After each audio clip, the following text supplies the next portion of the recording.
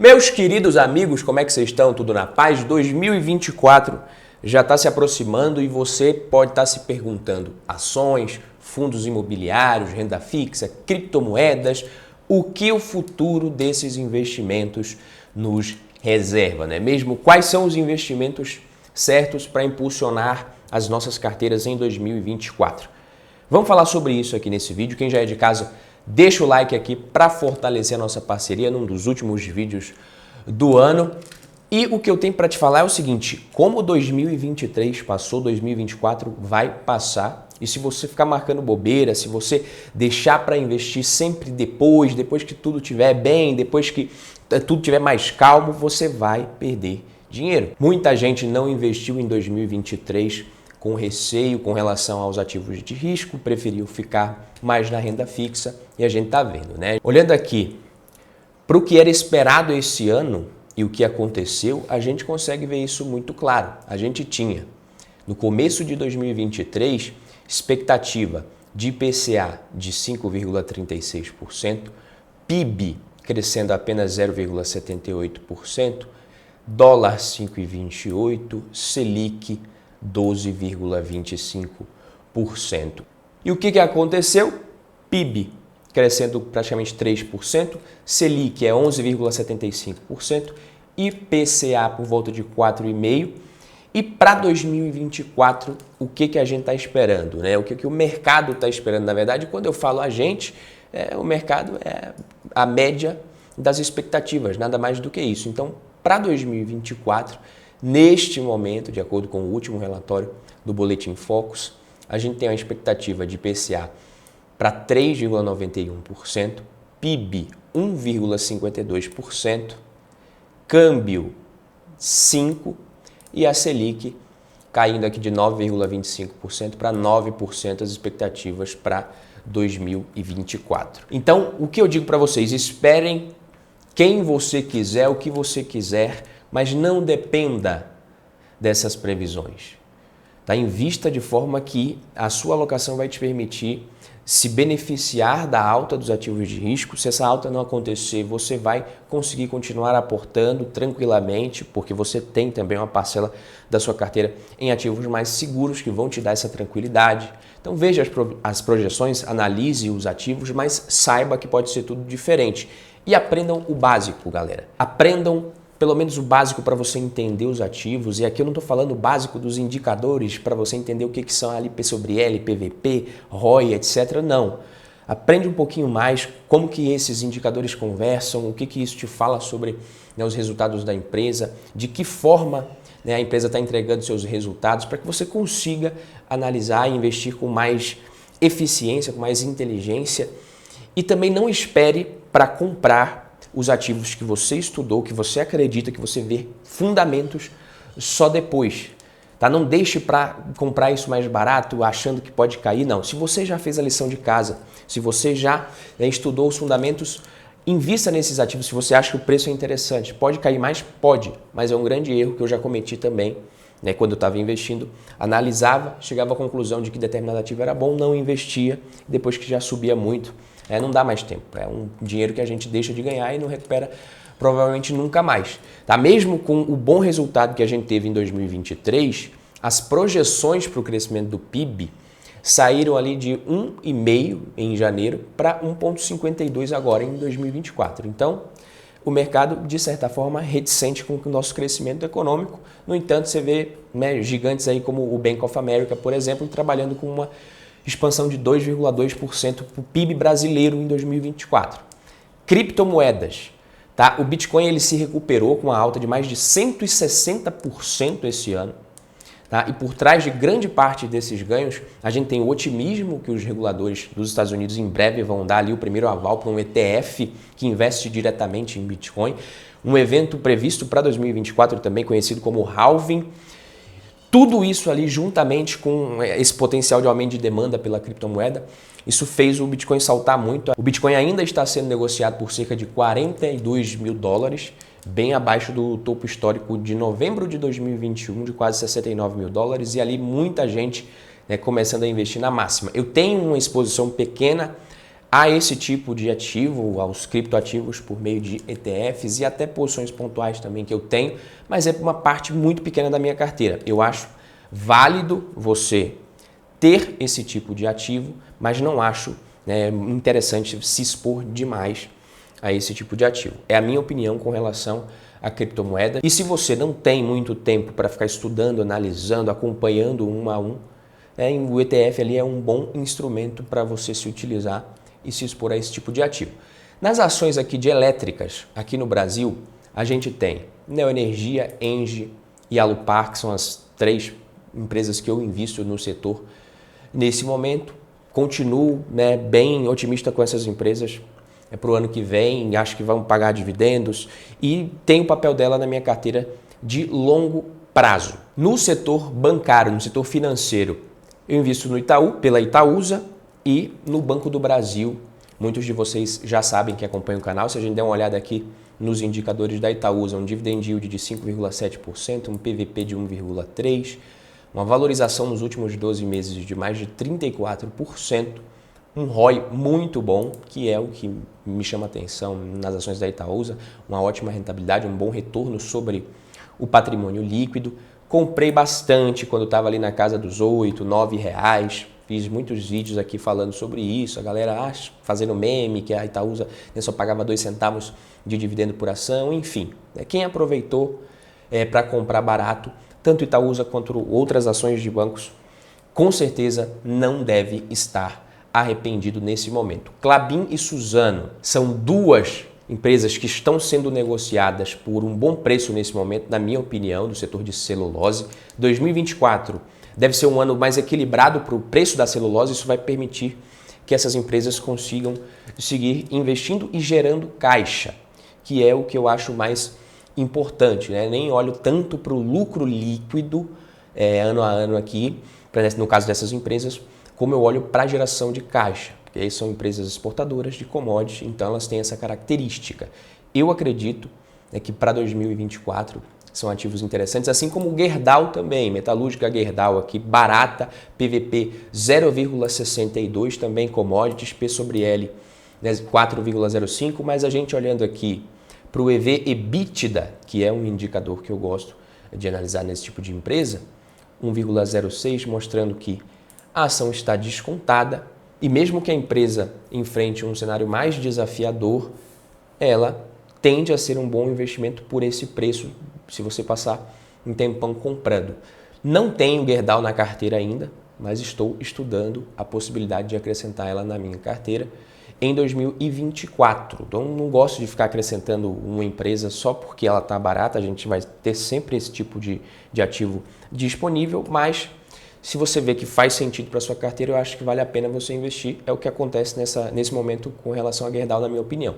Se eu acrescentar ela na carteira, provavelmente eu vou avisar para vocês aqui, vou compartilhar com vocês, mas nesse momento apenas estudando a possibilidade. No setor de construção civil, a gente tem a Direcional, que vem acumulando bons resultados nos últimos trimestres, com grande evolução no volume de unidades lançadas e vendidas, está se consolidando entre as construtoras de maior destaque para baixa renda aqui no Brasil. Você pegou esses ajustes no Minha Casa Minha Vida, possibilitaram o aumento do poder de compra da população, o enquadramento também ali de 90% dos empreendimentos do portfólio da empresa nesse programa, que a gente sabe que é muito importante para o desenvolvimento do mercado imobiliário, levantou um capital alto na última oferta de ações, no seu último follow-on, para acelerar justamente a expansão em regiões que ela atua, que tem margens mais elevadas, e isso pode refletir em bons resultados em 2024. A gente tem a EZTEC, que é uma empresa que eu também gosto do setor imobiliário, invisto nesse momento um PVP de 0,9, P sobre L 22,08, dividend yield baixo, mas historicamente a gente vê que as ações elas vêm sendo negociadas por um preço realmente muito atrativo, por conta da queda muito forte que a gente teve desde 2020, as ações estavam na máxima, mas nesse momento, negociando abaixo do valor patrimonial, o ROI da empresa prejudicado por conta dos últimos resultados, mas eu acredito que a empresa pode se beneficiar com a queda da taxa Selic. Tem a Tecnos também, Tecni3, TECN3, que é uma empresa que eu invisto mais arriscada, está passando por uma por um turnaround, a empresa está fazendo uma reestruturação ali, fez alguns investimentos que não foram muito interessantes no passado, não geraram valor, as ações caíram pra caramba, mas nesses últimos anos ela vem executando essa recuperação, esse turnaround, com sucesso. Vamos ver, pode ser um bom investimento na minha opinião, mas uma parcela bem pequena da carteira, justamente porque eu sei que se trata de um ativo muito arriscado, o valor de mercado da empresa é muito baixo, é uma empresa pequena, vale menos de 250 milhões de reais. Outra ação da minha carteira que eu estou bem otimista para 2024 é a Panvel, grupo de MED, PNVL3, as ações vêm sendo negociadas com PVP de 1,73, P sobre L 22,43, uma empresa de crescimento, mais de 30% de alta nos últimos 12 meses. O ROI ainda baixo quando a gente analisa aqui por conta do investimento que ela está fazendo em crescimento, em expansão, abertura de novas lojas, e isso faz com que você não tenha esse retorno de imediato. Então a maturidade das lojas vai acontecendo ali ao longo dos anos, com 1, 2, 3 anos é que ela começa realmente a colocar retorno dentro do caixa da empresa de novo. Então, nesses dias mesmo eu fui numa farmácia que tinha recém-inaugurado na cidade, você olha a farmácia grande e tal, então você vê ali um investimento alto para você abrir uma loja daquela e com o tempo isso vai se pagando. Legal é que a rentabilidade das farmácias com mais de 2, 3 anos da rede, ela é alta. Então, à medida que essas lojas forem atingindo ali o seu ponto de maturidade, essas novas farmácias forem começando a realmente colocar dinheiro no bolso da empresa de novo, gerando lucro, esse ROI tende a crescer novamente. E a queda da taxa de juros beneficia empresas como essa. Então, estou bem otimista para Panvel, acho que vai andar em 2024, mas sempre diversificando. Outra empresa que eu tenho na carteira, que eu também estou bem confiante, é a Vamo 3, que tem forte presença no mercado em que ela atua, é controlada pela principal empresa de logística aqui do Brasil, a Simpar, está crescendo os lucros. A gente vê aqui, eu vou mostrar para vocês aqui o crescimento dos lucros, aluga caminhões e equipamentos para empresas. Isso ajuda essas empresas a economizar tempo e dinheiro e ajuda a empresa a ganhar dinheiro também. Então, conforme a Vamos cresce, os ganhos de escala são muito bons. Também é importante dizer que a Vamos ela tende a se beneficiar com essa queda da taxa Selic e vem crescendo os lucros. Se a gente observar aqui o histórico, você vê que o crescimento de lucros da empresa ele é bem interessante. Nesse momento, a Vamos negocia um PVP de 2,22, P sobre L 16,7, com um dividend yield de 6,1%. O que a gente pode esperar dos fundos imobiliários para 2024? O destaque de 2023 foram os fundos de tijolo. Esses fundos de tijolo foram impulsionados principalmente pela queda da taxa de juros. Gravei muitos vídeos no ano passado, começo desse ano e ao longo do ano também, falando sobre isso, que eu estava mais otimista para os fundos de tijolo, com os fundos de tijolo, com a queda da Selic, essa recuperação e valorização dos fundos imobiliários deve continuar, já que o recuo da taxa de juros ele é benéfico para a renda variável como um todo, então você tem o famoso 1% ao mês sem risco na renda fixa, isso aí meio que vai ficando para trás, vai deixando de existir e as pessoas tendem a procurar ativos de renda variável para ter o seu capital mais bem remunerado com isso. Os fundos imobiliários tendem a subir. Acredito que eles vão subir em 2024. O prêmio tende a se manter, então você vai exigir um retorno ali maior do que o que você tem na renda fixa. Um dos melhores fundos imobiliários, na minha opinião, aqui para 2024 é o BTLG11, com dezenas de imóveis distribuídos em 6 diferentes estados. A maior parte da área bruta locável está no estado de São Paulo, investindo muito no last mile, nos imóveis ali de última milha. BRCO11, também interessante na minha opinião nesse momento, com dividendo de 8,1%, PVP 1,01%. Sofreu um pouco, a cota sofreu um pouco ali depois de outubro, por conta do anúncio de que o Pão de Açúcar não vai renovar o contrato de aluguel de um dos imóveis. O HGLG11 é um ótimo fundo também, e está por um preço legal. Nesse momento, na minha opinião, o PVBI11, com o PVP aproximadamente igual a 1, é um fundo imobiliário interessante para analisar e, de repente, ver se faz sentido colocar na carteira para 2024. O HGRE11, aí sim, um fundo ainda bem descontado, com PVP 0,86. A vacância alta, pagando um dividendo até razoável. E o que isso significa? Isso significa que quando essa vacância diminuir, o dividendo ele vai aumentar, esse percentual aqui obviamente vai ser maior e a gente tende a ter uma valorização no preço das cotas. A vacância do fundo hoje é alta, mas é um fundo de boa qualidade, com boa gestão, imóveis bem localizados.